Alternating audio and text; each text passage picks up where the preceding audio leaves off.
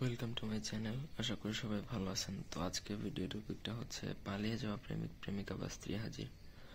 এটা পালিয়ে যাওয়া যে কারোর উপর প্রয়োগ করবেন। আমি টাইটেলের স্বার্থে দিয়েছি প্রেমিক প্রেমিকা বা স্ত্রী। যদি কেউ আপনার বাড়ি থেকে পালিয়ে যায় বা আপনার প্রেমিকা পালিয়ে যায় বা আপনার স্ত্রী বা আপনার স্বামীও যদি পালিয়ে যায়, তার উপরেও এটা প্রয়োগ করতে পারবেন।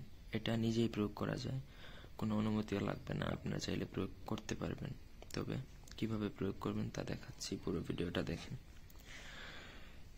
নকশাটা তো দেখছেনই।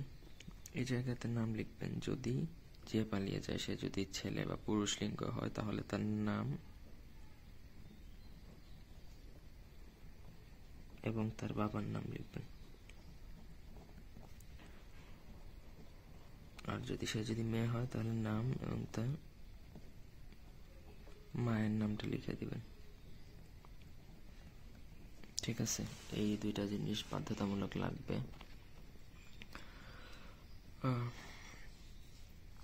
এই হচ্ছে নকশা। এটা কিভাবে লিখবেন আমি সেটা দেখাচ্ছি। আপনি এটা যে কোনো দিন প্রয়োগ করতে পারবেন, ঠিক আছে?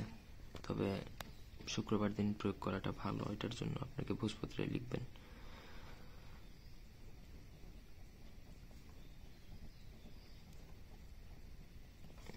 ভোজপত্রে লিখবেন। আর যখন আপনি লিখবেন, তখন ওই ব্যক্তির চেহারাটা কল্পনা করবেন। মনে করবেন সে আপনার সামনে আছে, বা তার কথা গভীরভাবে চিন্তা করে লিখবেন, ঠিক আছে? তারপর এটা লিখবেন মেশকো জাফরান কালিদারা। মেশকো জাফরান এগুলো বাজারে পাবেন, যে কোনো দশকর্মার দোকানে, যেখানে কবিরাজি জিনিসপত্র বিক্রি করা হয়। মেশকো জাফরান কালি, ঠিক আছে? এই নকশাটা লেখা কমপ্লিট করবেন। নির্জনে লিখবেন। পাক পবিত্র অবস্থায়, মুসলিম যদি হয়ে থাকেন তাহলে 2 রাকাত নফল নামাজ পড়বেন। আগে দুরূদ শরীফ পড়বেন। নকশা লেখার পরে নকশার শেষে দুরূদ শরীফ লিখবেন। এই যে মাঝ বরাবর নকশা 2 ফুটা আতর দিবেন, আতর মাখাবেন নকশাটাতে, আতর লাগাবেন। পুরো বিষয়টা বুঝিয়ে দিচ্ছি, আশা করি কারো কোনো বুঝতে অসুবিধা হবে না।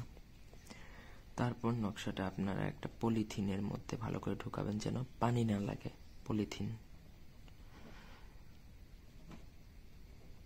পলিথিনে, ঠিক আছে?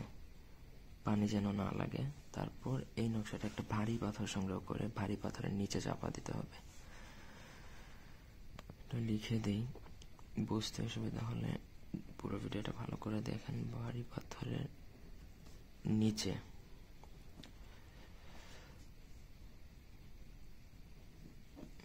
একটা জিনিস খেয়াল রাখবেন, আপনি যে ভারী পাথরের নিচে চাপা দিবেন, সেই পাথরটা যেন আপনি আর কখনো না সরান, আপনি যেন না দেখেন। এমন কোনো জায়গায় রাখবেন যেন অন্য কেউ না দেখে। আশা করি বুঝতে পারছেন। এটা নাড়াচাড়া করলে কিন্তু আর এটা তার কাজ হবে না।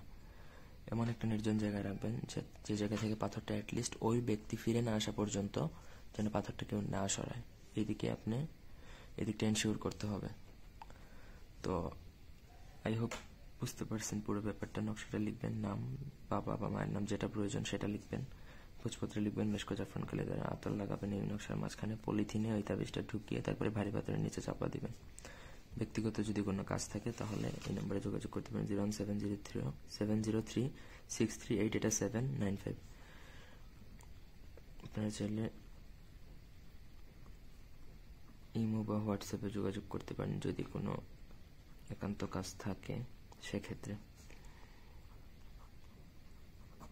তো এই ছিল আজকের ভিডিও। ধন্যবাদ সবাইকে। আল্লাহ হাফেজ।